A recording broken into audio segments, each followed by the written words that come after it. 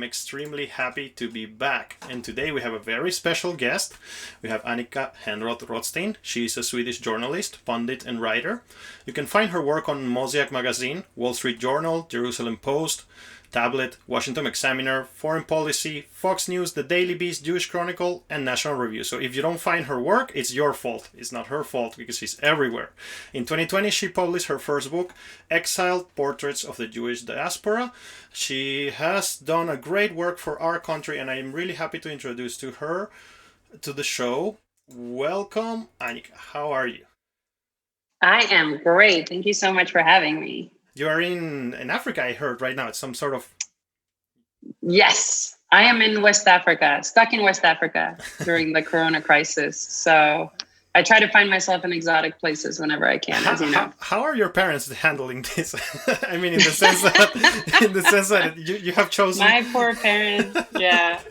Well, I make a rule. I have a rule generally, which I've had for 10 years, I guess, that never say that you're going, just say that you came back.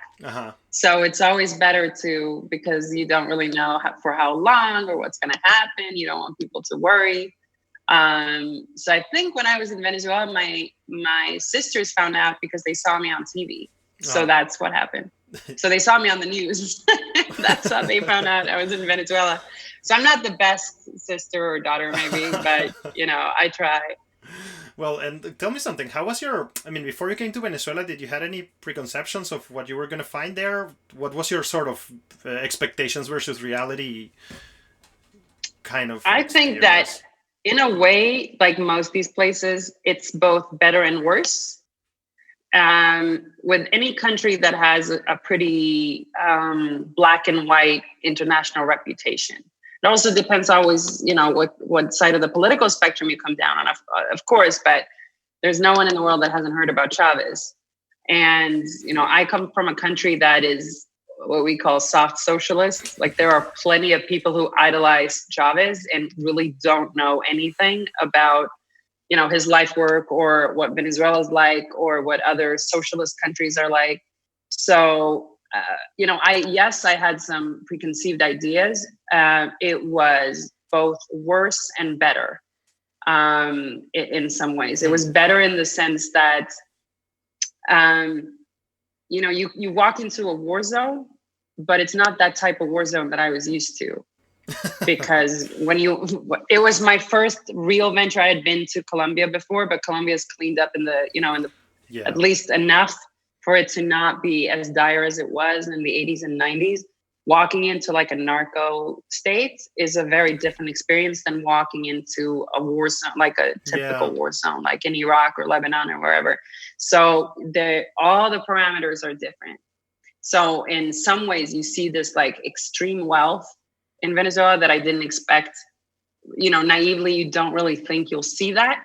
There's also a sense of normalcy, people struggling to get by. The almost non-existent middle class, if you will, which are, the people that I would meet at the rallies and demonstrations, the people that have enough food and enough energy to actually show up to these things.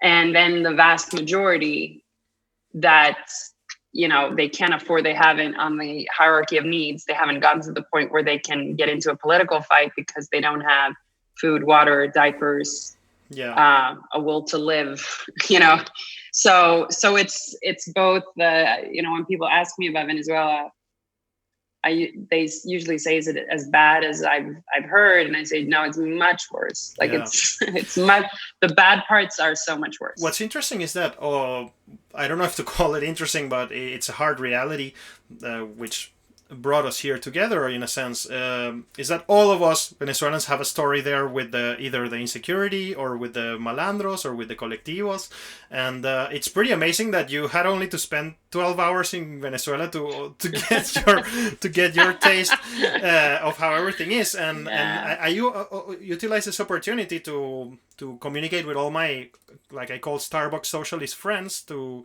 show you a one-on-one account. None of us were paid by anybody to say what we're about to say, stepping a foot in Venezuela is just a very dangerous endeavor.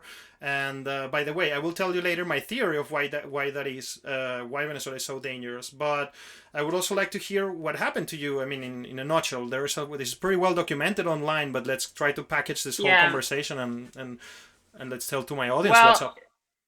First of all, I was supposed to stay for 2 weeks. I arrived in January, just as Guaido had declared. And I arrived as any reporter, showing up and maybe expecting, I think like a lot of us, half of it is like privilege and half of it is just, the news cycle, the idea of the news cycle that you think, oh, I'll be here for 2 weeks and this will play out. I'll watch this play out over the course of 2 weeks. And 2 weeks is also like a long time, in journalistic sense to stay somewhere. Sure. But I thought, I'll watch it play out. And by the end of those 2 weeks, I had this very strange sense that hasn't really left me since, me feeling that, I can't go because I don't understand anything. Like the more I scratch the surface of this country, the more I see, I came away after 2 weeks thinking, wait, is there anyone who's not a malandro? Like, is there any place I can turn where somebody's not stabbing somebody else in the back or, on the make or on the take, like what is this place? And it awoke every instinct, like every journalistic instinct I had in my body, to dig. I had to go dig. And there were some like very well-reported incidents, maybe we can call them. I was kidnapped twice, which like after one of my close friends in Venezuela said, like, even we were on the front, how do you manage to get kidnapped twice? At the end? He was like, it's getting embarrassing for you. I only got it once, like, come on. Like you have more stamps in your passport than even I do. Yeah, I was saying that it might be like, what are they? Somebody called it the caballota factor. That if you're just tall enough, yes, like you're too visible, like I'm too pale, too blue-eyed, and too tall, that they'll just snatch you because you're too visible in a crowd. But yeah, I was beat up by colectivos. I was kidnapped twice. I spoke at the National Assembly.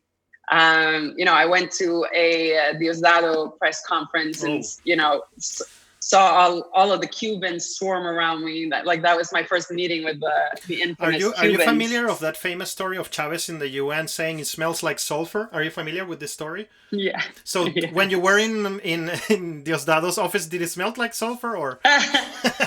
I will say, like, there are people you're around. Like, I've been around a lot of powerful people in politically powerful situations, like the Ayatollah. Exactly. I stood next to the Ayatollah and I felt like I could still make jokes and kind of be flippant about it, because usually you say, oh, they're just men, like they're just people.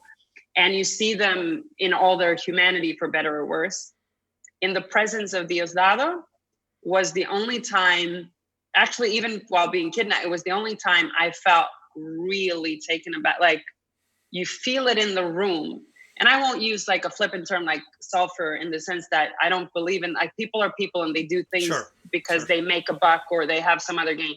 But I will say that I had a lot of respect in the worst sense. Like, I took a step back and I understood that usually, especially in Venezuela, if I may say, you can get pretty far with charm and a smile, and it's that type of society. But I knew that this is not a man who plays any type of games, and you feel it in his presence immediately. And it's not only, I was in a room, very few people, it was like Chavista, hardcore Chavistas, Diosdado. And then it was like, we were outnumbered by the Cuban. I walk in, I sit down, immediately like 9 guards sit in a ring around me. And you realize that, okay, you can determine how important somebody is. Not even when I was, in the Chavista assembly did I see that type of, like, no one is surrounded and protected that way. And it speaks to their role and their position in a country. How many people want to kill you and how well protected you are. Yeah. And by that measure, he is the king of that country, so to speak. Yeah. So he's in short, he's a scary character, and being close to him and addressing him and speaking to him is it's not something I took lightly, because I also understood that I call it the Eye of Sauron. Like, and I actually think it was my friend Roman who said it the first when I went to the Asamblea Nacional, when he said like, "Oh no, you made a mistake, because now the Eye of Sauron turned to you. Like, you should have just stayed under the radar, because now it's fixed on you, and now you have real most trouble." likely that's why you were deported the second time you tried to go there. Am I correct, or do you know why that happened? I know why that happened. And unfortunately, it was easy to. It was me being too cocky. I lecture a lot on various subjects. One of my specialties is Hezbollah. Uh-huh. It's something I lecture on, and I've written extensively about Hezbollah's narco connections and how they make their money, and it was an area of interest, for a long time while working in the Middle East, long before I got to Venezuela. And the weekend before I got deported, I was in London giving a lecture about Hezbollah and Venezuela. Yeah. Oh. And there was Guaido's emissary to England, Vanessa, and she was there. Hers and my picture was on all over the place, on Twitter, on everywhere. I see. So it took about 12 hours, and then I went to Venezuela, and they snatched me up. So were they nice to you in the border? I mean, because some Venezuelans can be even either super scary, and you look into the eyes of this person, like I'm sure you witnessed, like you were saying, this coke eyes, in the colectivos, and they could be this super transhuman person who you don't know if it really has a value of life and is going to take your life in a second, or it can be this super charmful guy, which is mira mi amor, right? Mira mi amor. You cannot exactly. Well, it was I got a bit of mira mi amor, but there was one guy who was super super scary, and he was the one sort of like manhandling me. But there was also one soldier, because they were soldiers, and who clearly did not want to be there. Yeah.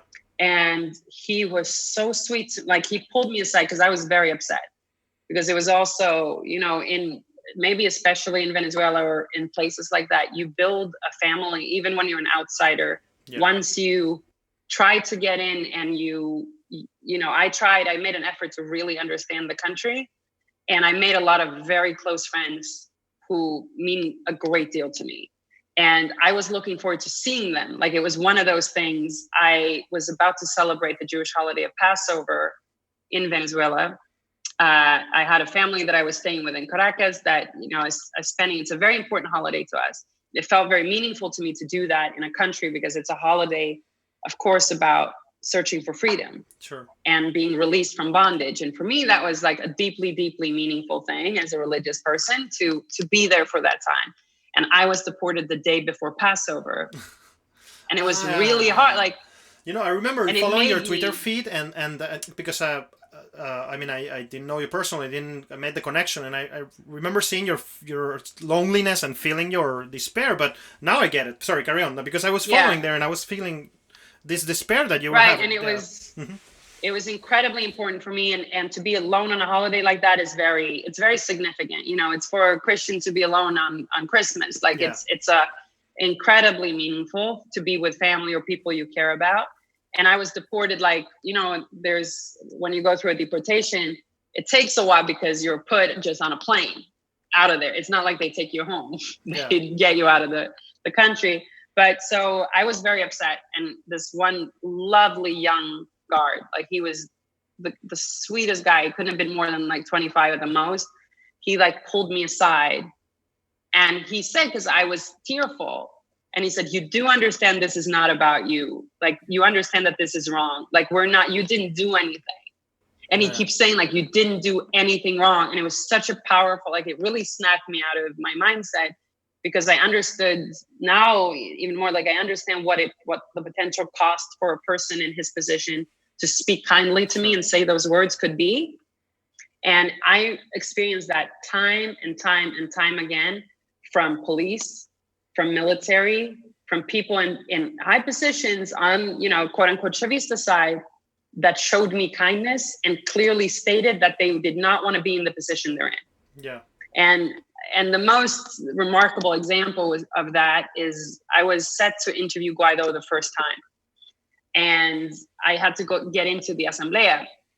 And of course, you know, you have your guards outside. And for me, this was a huge deal. I had been there for like 2 or 3 weeks, and I got the interview that I really wanted. And what they do, of course, there's a decree that no journalists are allowed inside the Asamblea. I show up for the morning. I had hunted this interview for weeks, and I show up outside, and I'm so upset. And I take it out on the guard because I'm angry, you know, and I sort of have a Middle Eastern temperament. So even in Venezuela, sometimes I'm just too stupid to shut up. Like, I don't know when to not fight with a guy with a gun. And I start like saying, like, are you like, let me in. Like, you need to walk me in. I have an appointment with Juan Guaido. And then suddenly, for whatever reason, I look down and I see his shoes. And I see the guy, like, first you only see the gun, but then I look down and I see his shoes, and there's like a hole. Like, I can see the sole of his feet. Oh, because his shoes, like his military boots, are so old and so tattered, and I can see his feet through them. And then I start really seeing this young guy, right? And you realize that, oh, here I am standing screaming about some interview. And this guy who's doing his job has no food. He doesn't have shoes. Like, they can't even give him proper shoes. Like, he's there because he has to be there. Yeah. He does things that I'm sure he feels horrible about. And here he's a person, I'm a person. Yeah. And then I went and I bought him empanadas. So I got like a lot of empanadas in Malta. And I came back and I said, like, I understand. Like, you're doing your job, I'm doing my job. I'm sorry that I yelled at you. Like, here's some lunch. And then he walked me into the Asamblea. Of course. It's just like... And it was that moment, you know. Yeah. Carry on, sorry. No, and it's a very stark example, but I have 100 of them. And it taught me something very important about the narrative when we talk about Venezuela and when we talk about Chavismo and we talk about all these things. It's important where to put the blame and how to not fall into the trap of like constantly having this devil and angel scenario. Exactly. That's something that I liked about your reporting in general, and also you had interactions with people also pro of the regime, which is important to see. I want to take the conversation for a second to say a couple of things. Well, I am a very passionate lover of my own country, and I want to use this window to say some things to people who may just be arriving to the topic. Firstly, you have to understand something. Venezuela was fucked before Chavez arrived already. Very fucked. It is not like, oh yeah, Chavez came to I don't know, when Chavez era was happening, things were very different. Venezuela was deeply fucked back then. I mean, I remember experiencing the effects of insecurity. Of course, things went way worse. And all of us, for example, I am the son of a university professor of the Universidad Central de Venezuela, which means that I was raised in a left-leaning environment, which means that even because my family had some sort of normal economical situation, we were not rich, but we were okay, I was always thinking that Chavez's revolution was not for me. So I voted personally for Chavez, for example, like many Venezuelans did in back then, I mean, at the beginning, because we were like, hey man, this country has been suffering since 1492. Since the arrival of the Spaniards here, and then the discovery of petrol in Venezuela, and then the nationalization of oil industry, and everything has been asymmetrical and poorly put together. You know, there is a story of the origin of the name of Venezuela, which is because if people, when you go to school there, people tell you that and please, I beg the audience not to take this as a fact, but this was told to me by Elías Pino Iturrieto, which is a very big authority in Venezuela. He's one of the main historians of the country, and he is the editor of El Nacional. He's quite a cat. I mean, he's not a random guy. We were having a barbecue at home when I was living there in Venezuela, and in his house, and he told me, Leo, what do you think is the origin of the name Venezuela? And I said, well, Venezuela is from Little Venice, which means Venecita, right? Like, I mean, it's supposedly, that's what they tell you in school. The Spaniards arrived, they saw this palafitos, this house that were in the Maracaibo Lake, and they thought, oh, look, it looks like a Little Venice. And then he laughed. And I was like, why do you laugh? And he said, well, but it will be called Venecita, not Venezuela, because the termination cita is what makes something small in Spanish. But in Spanish, there is a word called mujerzuela. Mujerzuela means prostitute. Mm-hmm. So that's how the story of this country starts. It's like Venehor. That's how it was named initially, because it was a shitty Venice. And then we are a country who the natural richness were hard to find. I mean, they were just not obviously there to find. And that's why the Spanish colonies developed more in Colombia. And that's why in Colombia, Peru, Bolivia, where there were richness, and Mexico, where there were richness. But Venezuela, the Venehor, was left there for pirates to arrive. And that's why it became some sort of a country of pirates. And if you move across all the way that to the 20th century, bam, then you find oil. Bam, then you have American, I don't know if to call it imperialism or colonialism, but let's say, I mean, definitely a way of country building that is not necessarily bent towards the necessities of everybody. And why am I saying all of this? Because that's 400 years what precede that shoeless guy that you had an interaction with. Right. Yeah. And it's been 400 years of suffering and really not a nice story at all. Yeah, and I think you make an incredibly important point, and it took me at least a month or two of my 5.5 months in Venezuela to understand or to try and pinpoint what the problem was. Because me, as any Westerner who shows up, boom, and thinks, okay, I'm going to tell the truth about this place. And then it just slaps you across the face. Like, that's a country that to be honest, like, it's a country that keeps fucking you, and you keep coming back for more. And you keep loving it. Yeah, it's you keep loving it, and it's the worst. Like I said so many times, Venezuela is the worst boyfriend I ever had. In that, like, it's such a dysfunctional relationship, and the world keeps screaming, "Why are you still with him?" You're like, but he's so nice sometimes. What I understood, what the point I'm making is, what I understood after sitting with Guaido and understanding the political climate is that it lends itself to seeking a messiah. And it's such a dangerous mindset, because, and after a month or so, of course, he kept doing these rallies, and they can't stop with so many rallies. And there was a group of nuns walking behind him with an image of Jesus, right? They were holding it up towards the sky, walking after Guaido. And I looked at this, and it's sort of like the penny drop. Sure. Because I thought it's no different than Chavez. Exactly. And I say this with all due respect to, like, I understand that it might upset people, but in a sense, it's no different, because he cannot succeed, because the expectations on any man to lead is for him to bring salvation to a place that to a large extent has lost its soul through centuries. And I agree with you. I mean, I'm sure I'm much more right-wing than you are, but I do agree with a sense that it is a place that has been pillaged for a very long time. And that, much like a prostitute, has been used for, the short time pleasures of it all. What you can get out of it, not what she can get out of it, right? And there's no real reciprocity, because the money exchange, to use the prostitute metaphor, that only goes to the top layer, like the cream, the very, very cream at the top. There's no trickle down, economics in Venezuela.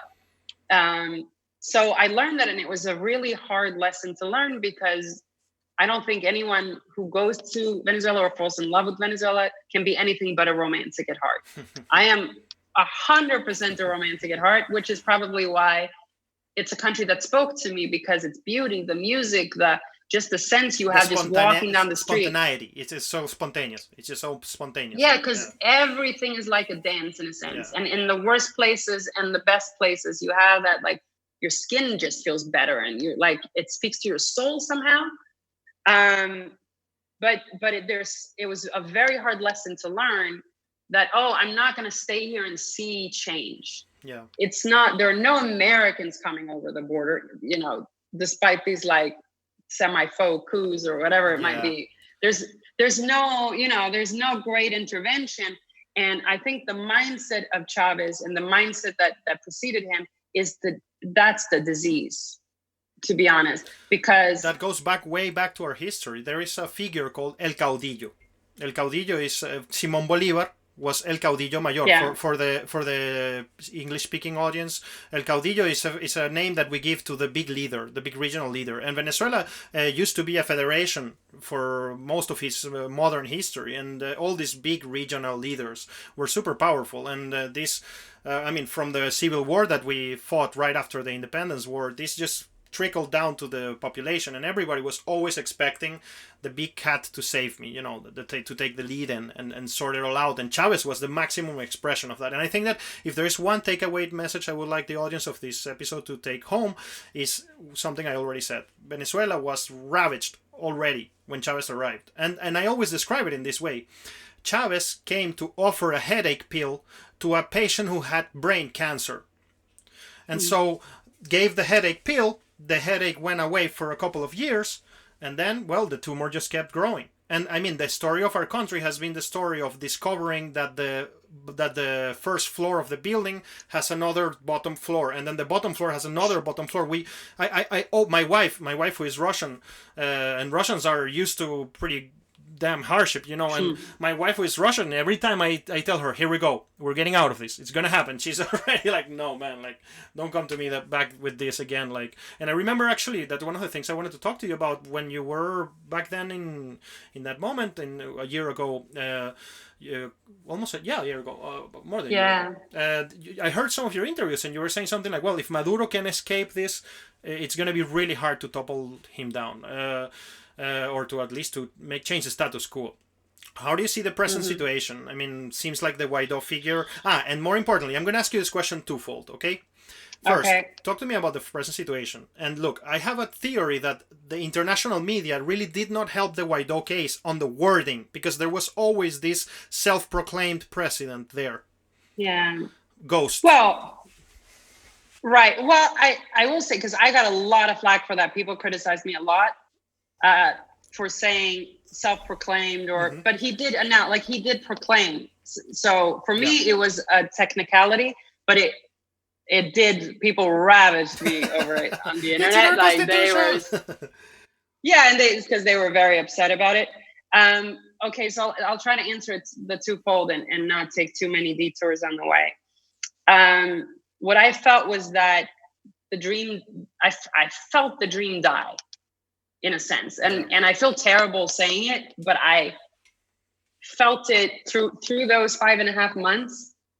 You feel momentum. And there were a couple of times and I was like, shit, is it really yes. And I was like, you're revving up, and I'm like, there's no way it doesn't have, like, critical point. And nothing. And I think there are two parts to this. One is the belief in American support and intervention is very dangerous. Yeah, it's a disease of the mind in Venezuela, and it's also spurred on, of course, by people like Pompeo and others who you have to understand that they have interests at heart. Sure, they speak not to you. They speak to somebody else. When they say, when Marco Rubio says, I'm speaking to the Venezuelan people. No, you're talking to Florida. Like, you're talking to Florida, and we know you have to understand that at the end of the day, what would it take to intervene in Venezuela? It's a 15-year jungle war. Yeah. Because there are so many interests at heart. Yes, Iran is weak. Yes, Cuba is, a drop in the ocean, but there are enough interests there, especially with colectivos. You don't know where they would turn because they have only one master. Yes.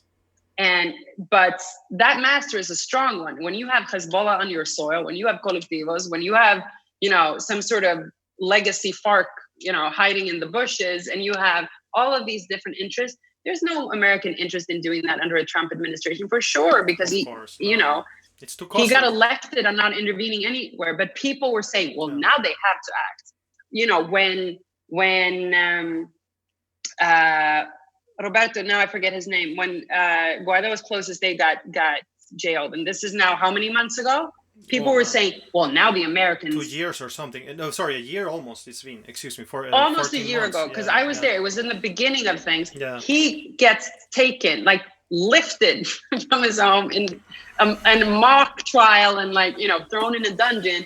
People were saying then, The Americans have to act. And, you know, and also Renzo Prieto, who I interviewed many, many times, in jail now. Like, they keep, and every time these things happen, people say, well, you know, now the other shoe has dropped, right? The other shoe has to drop, but it doesn't. Sure. It doesn't, because there's no full force of the opposition. I got very cynical over the opposition, which I also, you know, stated to Guaido in my last interview when I said, you know, why should everybody abandons the Venezuelan people, and you should be the last person to do so. But I can't believe that these people who went into the streets like Saturday after Saturday after Saturday, expecting that you would take the hit, that somebody would go the rest, like, you know, the extra mile for them. And nobody ends up doing it. In the first episode of this show, I interviewed, he's an oil lawyer, Daniel Sierra. He's an oil lawyer who also works for the Guaido administration in Washington. And he said something that is so wonderful and so amazing. He said, in oil countries, the relationship between the market and the individual, it's broken to a level that the individual has no expectation that he needs to do something in order for things to happen. Because and what's worst is that the state has no expectation that the individual needs to do something for the state to exist.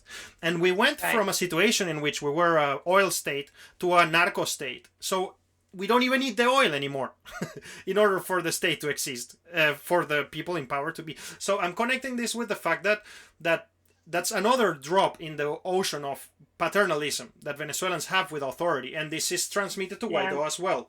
The problem as well is that the military is super in bed in the whole case, and I wanted to add something that I'm sure is perhaps a part of your research, but I don't hear this thrown so much at the media, and it's Plan Colombia.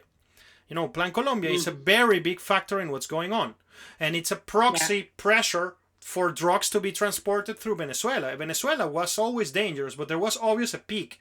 And it starts in the Bush era, when the USA starts dropping billions of dollars every year for support to the Colombian military. And, well, our border is impatrollable, like you can say. It's impossible to patrol the border between Venezuela and Colombia. So these soup of factors have produced a paternalistic population that is... Because, I mean, as a person who lives in Russia and understands the Russian scene very well, look at what happened with Euromaidan. I mean, I have my theories about Euromaidan, but I can tell you one fact that it's impossible to erase, is that it was -20 and everybody was out there for weeks and they never left until the status quo changed. I don't want to touch that topic because who knows what happened there. I don't buy the traditional explanation of that. That's complicated. Right. But as a Venezuelan, I saw marches with aerobics therapy, like when I was living there. And you know that there are controversial issues about how the opposition sometimes framed everything. I don't want to blame it on them. I don't want to blame it on anybody, but we all know what I'm talking about. Venezuela is Francisco de Miranda, one of our most famous heroes of our history, said famously once, "Bochinche, bochinche, esto es puro bochinche." He said it in who knows how many years ago, 300 years ago. I don't know exactly how long ago. No, less than 300 years ago. Around 160 years ago, you know. And so here we are in the present, and it's in some cases many of that bochinche, which is so attractive. It's also one of the reasons why we're here. A, B, man, the aristocracy in Venezuela has been a little bit accommodating to the situation as well, because we expect the Americans to come and sort the problem for us, but also our aristocracy should put the dollars on the table and show to the military that there is a life after the government of Maduro. Right. Well, I think also that the issue what you struggle with is the soft tyranny of low expectations, in a way that, you know, you have this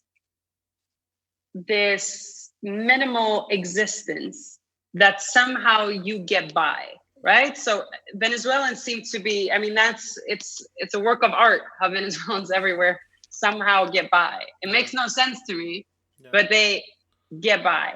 And when you have this as hanging as a threat, the clap box, like all of these things, the also the risk of of changing your life and having things get worse before they get better. I'll actually use, since we spoke about Passover, I'll use, the Israelites getting out of Egypt as an example. One of my favorite stories that speaks so to humanity is what happened on the shore just as they had left Egypt. On the other side, there's infighting. Why?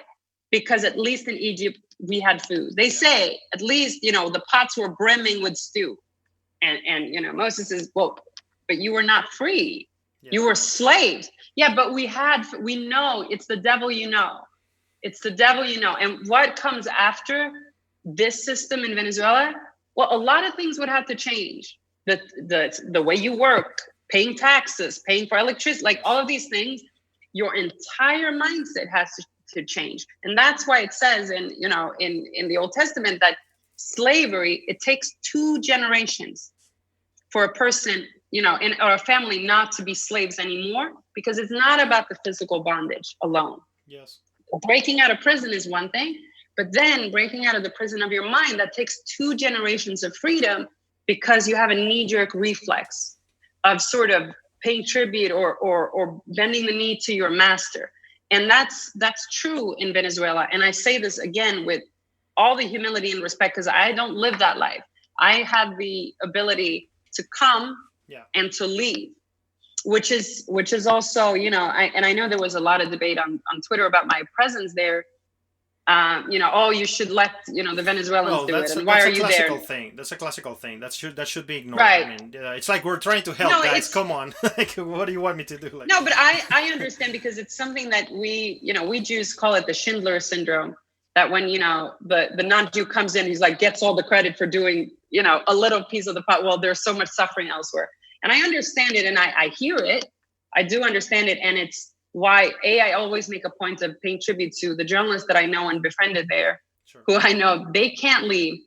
A lot of the things that I did, which is why, like my friend Roman, he was like, oh my God, are you an idiot? Because he knows that in his situation, he doesn't have the luxury of sort of having the outside world have your back in the way that I had, that I could go to the Asamblea and I could start hell and I could, go visit the colectivos and, walk that very fine line. Yes, I got into a lot of trouble and it was terrible at times, but it's not as terrible as knowing that, at the end of the day, I have to stay below the line, or my life and the lives of everyone I love depend on that. Like they will be, because you lose your life in a hot second. Yes. In that country.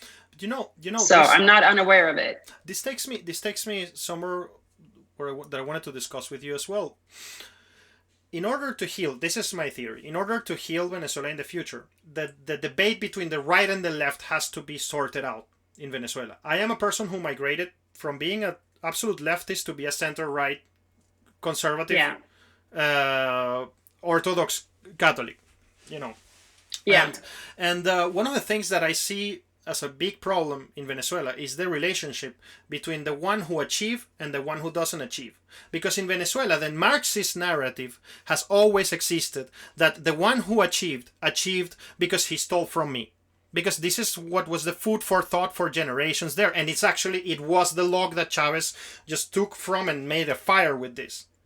And in order for us to move on, we are going to have to heal the debate in between the right and the left, because in Venezuela, whenever you go there, you go there and you just introduce the idea of the right. What people say is Hitler. I mean, it's kind of like the right, Hitler. It's like it's absolutely wrong interpretation of the fact that there is another way of government which pushes responsibility before rights. And then it gives the citizen an important role in the building of the society. And I wanted to ask you, after this introduction, which I think is what I would like to write actually about now. It's healing this debate of the right and the left. How did you felt as a conservative there? And because, I mean, also Venezuela can be a very hedonistic and carnal place. Were you shocked about that as a religious person?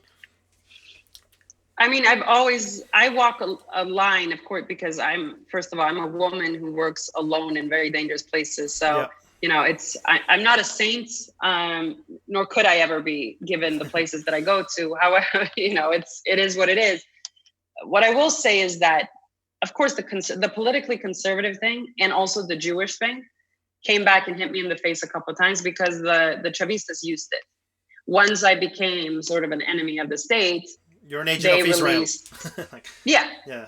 They did, or an agent because I had been at a think tank and Bush had been there and like all these. So suddenly they were able to spin this narrative of me basically being a spy because they do it. I will say kudos, hat tip to them. They do it quite well. Like they Yes. released, Yes. like after they had deported me, when they saw that there was a backlash, the PR, the propaganda machinery started working overtime and they painted this picture. And because I'm right wing and very openly so, I'm very fiscally conservative. These are things that not necessarily are popular in a Chavismo setting. Yeah. That of course, that was dangerous to me, just practically dangerous to me. But no, I didn't find it difficult at all because the best political debates I've had in my life, maybe I've had in Venezuela, even with Chavistas. Yes. Like I befriend, like, and this from my writing that.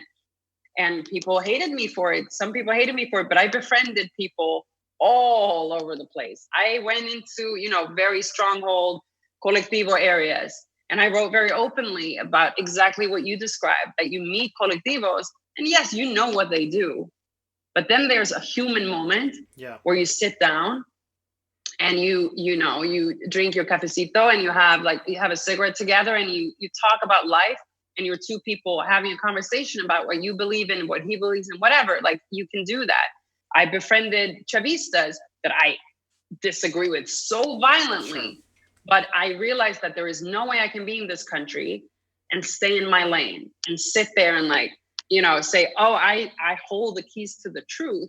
I wanted to understand why most of the people that I really, really like, they weren't Chavista, but they were definitely left wing. Yeah. The people that I befriended in the opposition were what, anyone would call socialist. Yes. And I needed to understand that. And I needed to understand how you could defend socialism, although it's not Chavismo, but socialism, while living under the type of strain and rule that they had done for so long. And it was a wonderful lesson in humanity and in politics and in all of these things. As far as the carnal place, that part is not, that was never an issue. The issue was the soullessness that I saw in many places. Yeah. What shook me as a person who has almost a childlike belief in God. I'm, my Jewish friends sometimes say, you're not that observant, but you're more religious than the most of us. And and it's true. I really have a very strong faith that gets me through those types of situations. And seeing people kill each other in the most brutal ways over nothing, seeing mothers put their children on the street hours after they're born because they have no hope. Yeah. And you understand, as any person, a human would understand that what it takes for a mother to do that, how deep has this country fallen? When you see, an infant, a newborn infant, on a small piece of cloth put in the street in the hope that somebody has enough food to take that baby and care for them. My heart broke every day. Yeah. I get choked up and emotional just talking about it because it was so many moments where I had to be, I was at an orphanage in Caracas.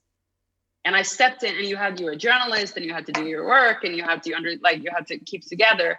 And then I got to my hotel room and I've been interrogated in Iran. I've gone through the most horrible shit you could imagine. I've never had a breakdown like the breakdown I had that afternoon because it was too dark.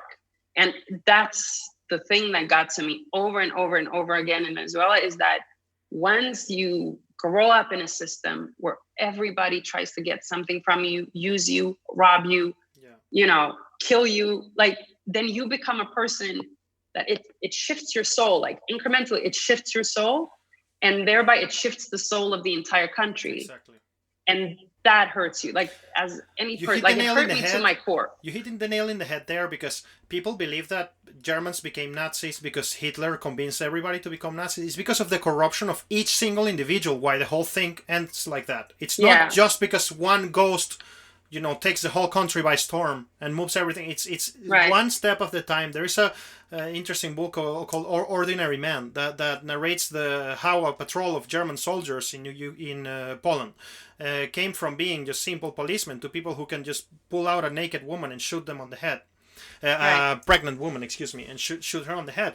And this happens is just one step at a time. And I'm telling you, as a person who lived what you lived in 5 months, I left almost 12 years ago, and I left, telling to my friends I'll be back. Like I miss everything. Yeah. I mean, I never left my roots. I just fell in love with a Russian person and threw roots somewhere else. But as a person who witnessed this one step at a time, I'm telling you, I had to call my friends years later and tell them, guys, you were right. I mean, because they were telling me all of this is going to end up like Cuba. All of this is going to end up in the worst catastrophe that you can imagine. I was like, no, guys, like the revolution is trying to help the people. Even me as a person who was not being at all benefited by it, I was just in the mindset of like, well, this is going to, and not to my surprise, to my amazement, the corruption of the individual went so far that the value of human life decreased to zero. And that's why in a great deal we're living that experience. And what people need to understand here is that is not a Chavista process. That is a 400-year-old process. It's just like Chavez really, connected it to a guitar amplifier and put all the possible guitar pedals that exist and amplified it to the maximum, And I remember... No, and I agree. Carry on. And it's the case of the boiling frog in the sense that it does happen incrementally and over time. And why it's also important and why I feel so cynical about the change now, because what people have to understand, and I say this not trying to sound condescending, is while you wait for the savior somewhere, while you wait for Messiah or you wait for the American, whatever form your Messiah takes in the political fantasy of Venezuela becoming free from the system, they're missing the fact that you had it in you all along, to quote Alice in Wonderland, that the power that they have as a people is you can't, while trusting one shyster after another, the power is there in you, but you relinquish that power. And then you end up with this mindset where you say, well, you know what? If we change, someone else is going to fuck me over. Exactly. Because that's what happens. Because this is Venezuela. So if I trust this guy and I try to band together with these people and try to create change, someone's going to fuck me over. Someone's going to stab me in the back, either figuratively or literally, because this is Venezuela. So I might as well try and make a buck. Well, I can make a buck, feed my kids today, and then who knows tomorrow. There is, I think that this was what you're saying was super accurate. Something like 5 years ago, the thing became so extreme now that the fuck it has been transformed with I can't cope. Right. Like, and I will say, and it's one of the things that I learned through conversation with my friends at a cafe that we went to every day in Caracas, and like sitting there, my Venezuelan friends, we were talking, and I started talking about, in 6 months, like I'm planning to do this and I'm going to go here. And my friend said, yeah, that must be nice. Like planning for a month, planning for a week, like it doesn't, and it struck me, that's the ultimate loss of control, right? That it's such a privilege for me to be able to say, you know what, in a year, I'm going to do this. Sure. In Venezuela, a person my age that should be living like the height of their life has no ability, because you know what, tomorrow, like I just saw on Twitter yesterday, no lights. So there's no electricity again in Caracas, right? So anything you wanted to do that day or next day, it's off. Like you have no ability to control your own life. And that's the prison. And it's the little things that are so huge, right? And you have to really, really, really be there in order to understand what that does to a person. I agree with you. Yes. In the end, what are you going to do? Like, because it's the hierarchy of needs: food, light, water. They don't have water. Under a pandemic, they don't, like, wash your hands. Like, what are you going to wash your hands with? You have no soap. You have no water. I watched yesterday a heartbreaking meme. It was, imagine the screen divided in four. Perhaps you've seen it. The screen divided in four, and in the first screen, each image was representing a person from a different country in Latin America. Like image 1 Colombian, image 2 Argentinian, image 3 Brazilian, image 4 Venezuelan. First image, guy from Colombia. We have 20,000 cases of coronavirus. Second image, guy from Argentina. We have 120,000 cases of coronavirus. Third image, a Brazilian. We have 300,000 cases of coronavirus. Fourth image, a Venezuelan. We are counting. That, I mean, Yeah. and that is in that little, my skin just became like a chicken, you know. In that little Yeah. little image, you represent the disconnect that Yeah. that Venezuela has been forced to from the whole region. Even, I mean, it's I'm not even Right. comparing with Germany. I mean, it's just like preposterous. How, and you know, connecting it with global ideas and thinking and Marxism. I mean, not just in the locality of it. How many times does the socialist experiment has to be repeated and ending in death for people to say that if only I was the dictator, everything will be different? Because that's what Well, you behind. know what they say. Like, I had people say to me, but that wasn't real socialism. And Man. that's the answer. It's the answer. So we're stuck in a loop of stupid arguments.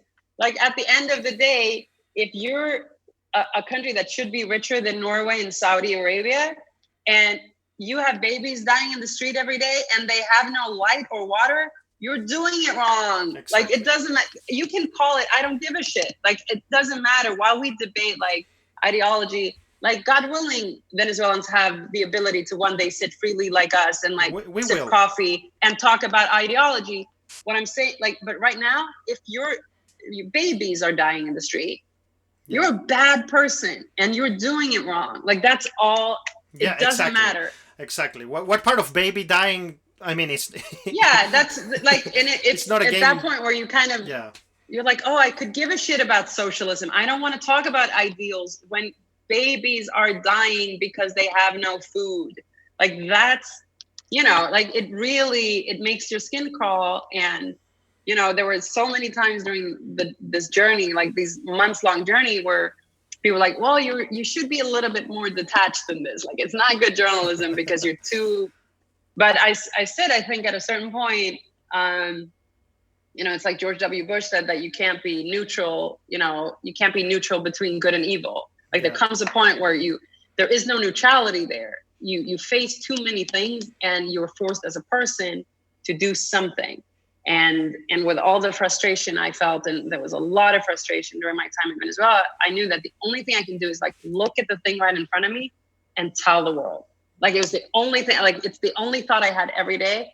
I will go through life here to the extent that I can, and I will tell the world what I see. And that was all I tried to do. Do you still encounter what I hope, Chavista apologetics outside in the world, like saying like, hey, well, but...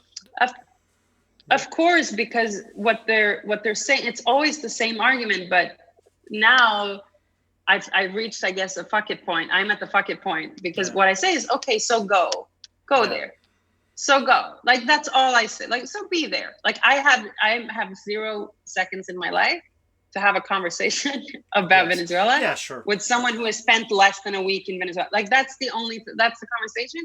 Because if you go there and you are neutral before that situation, you're probably not a person I would speak to anyway. Like, that's, you're then, and I'm even not, like, I'm not saying that, again, like, I reached a point where I'm not praising the opposition. I'm not praising the regime. I'm not doing that. Political fight is so dirty and so corrupt, and so there's so much going on there that, you know, I've written extensively about. I don't have to talk about that now. What I talk about, though, is on a human level. Mm-hmm. That's the interesting issue, that we are having like pathetic, you know, hipsterish, you know, bourgeois lefty debates outside of Venezuela while babies are dying. Like, that's my alpha and omega in that conversation. Look, I promised you to take 1 hour of your time, so we have some little bit of. I would love to have you back in the future. I'm gonna, because I want to make this a fluid conversation. This is not just the only time I expect you here. So, we're gonna do it on schedule, correct?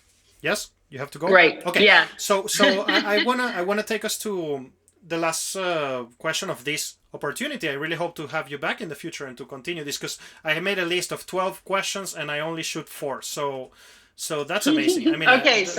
So where I'm going is about spirituality. In my notes here, I write something like, how did you felt there as a religious person? And do you think that Venezuelans are spiritual in the traditional sense, or do you see the potential of, where I'm going there is like, do you see the potential of conservative values ever finding a niche there? Or do you think that Venezuela is doomed to be a leftist wonderland forever? I didn't see it as a deeply religious place, obviously, and a lot of the what I would say traditional values had been hollowed out.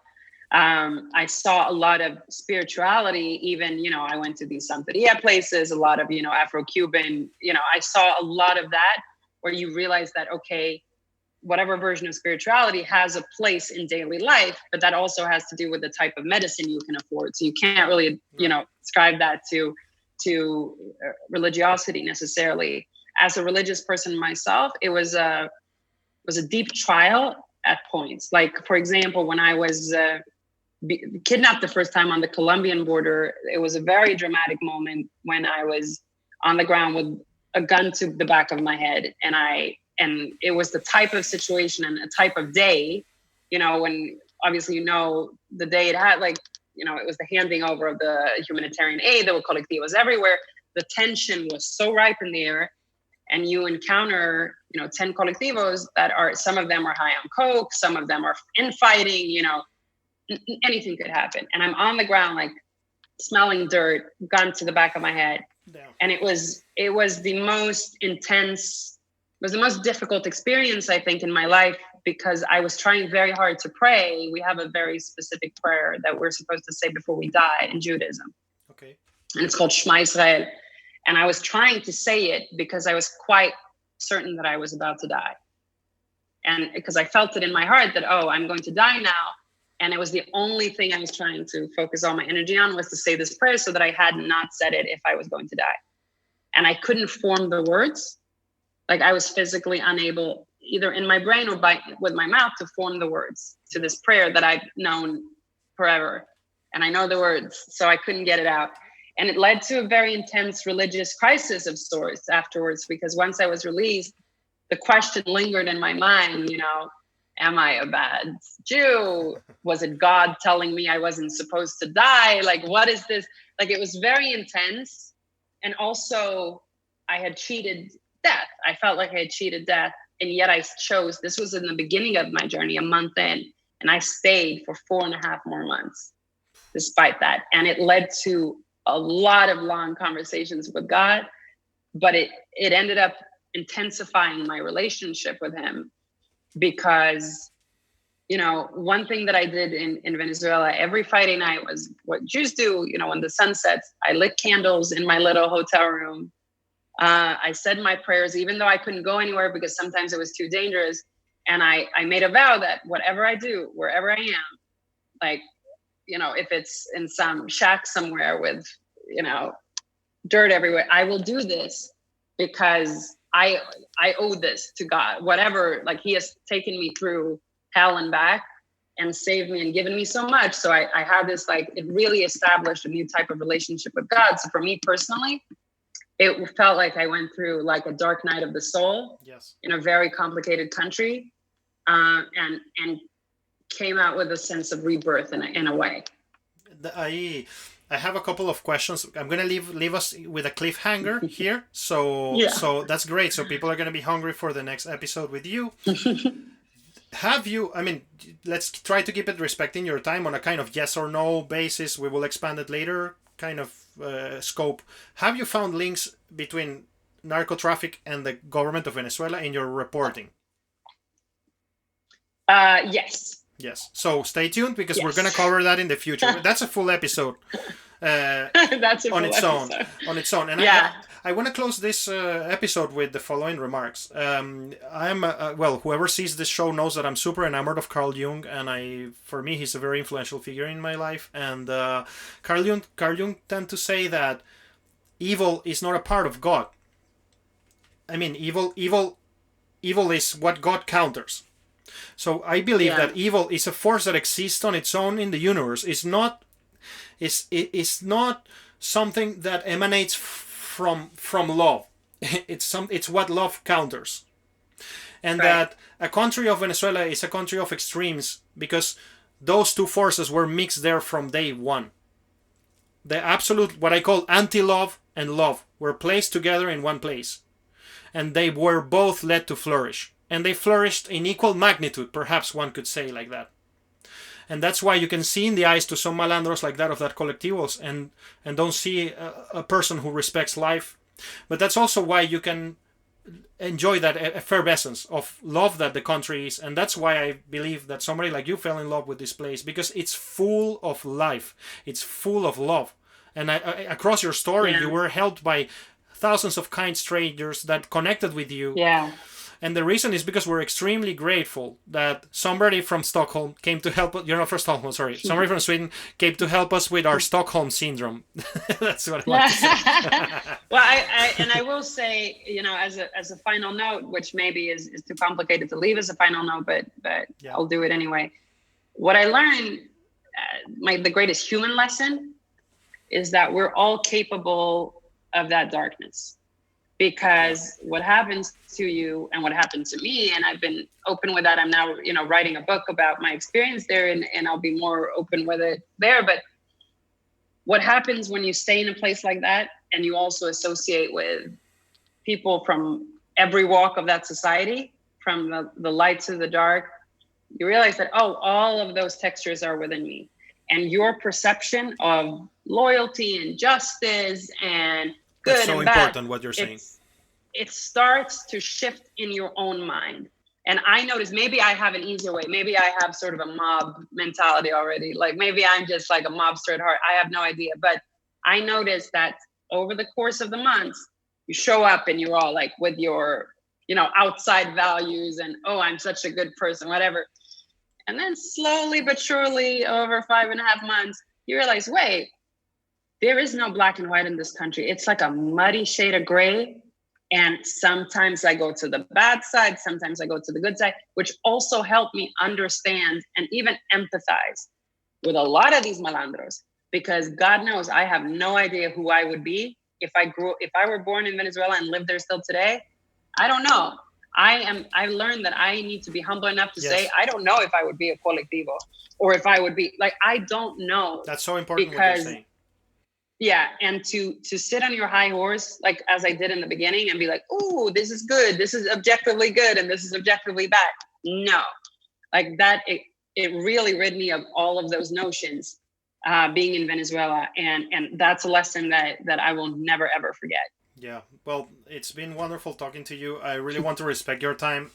I'm sure we'll have an opportunity to continue this because we left a big cliffhanger there, so. which is the big deal. I want to encourage people to share this information with everybody that you can. What happened in Venezuela, it has been a very slow motion civil war that has produced a diaspora that is remarkable and that has produced an incredible pain to millions of people, and it's really important that everybody wakes up to this reality and that we all do everything that is in our power to tell to the world, hey guys, usually when you follow this path in which you centralize all production and you kind of punish the excellent, things end up in murder in the end 100% of the times. I mean, how much more people need to die for us to understand this lesson? Right. I don't know. And I say this as a Venezuelan who now lives in Russia, so I really have a deep insight of how much this kind of ideas can perforate the worst of us and take us to make very bad decisions and actions. And man, I really love what you say, and it's extremely important that we almost understand that all of this starts inside of us and we have the potential to be the worst. And it must be a voluntary action, to show our best. And I'm sure that Venezuela showed you that. And I think that's why you fell in love with the place, because it is remarkable when somebody is crushed and then they show you their best face.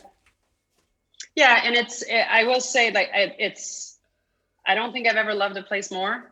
There's a reason I still plan on going back. Well, we'll see if they'll let me in and then let me out, But the Venezuelan people, I am in an ongoing love affair with the Venezuelan people because they have shown me the greatest of human kindness under the most difficult of circumstances, and I have nothing but love. We're gonna, a closing note. The father of my wife, he left the Soviet Union. I mean, imagine I call it nuclear Chavismo. Imagine Chavistas. Yeah. Imagine Chavistas with in the peak of the Cold War with 14,000 nuclear weapons. Imagine Diosdado with nuclear weapons. So you don't want to imagine that. The father of Anya, of my wife, always tell me this story that they were in the cafeteria of their work and they were discussing like, what will you do if the Soviet Union falls? And they were saying like, well, we will open a restaurant or something like that. And the conversation always ended in like, but we know it's not going to fall, so let's carry on. And the message is that all of this is going to fall. There will be a day when we're going to talk again about this and remember it and hold the memory of those who perished, those who lost everything. And I'm pretty sure that once you unlock that potential, well, we're going to be teaching a world a lesson. Yeah. Amen.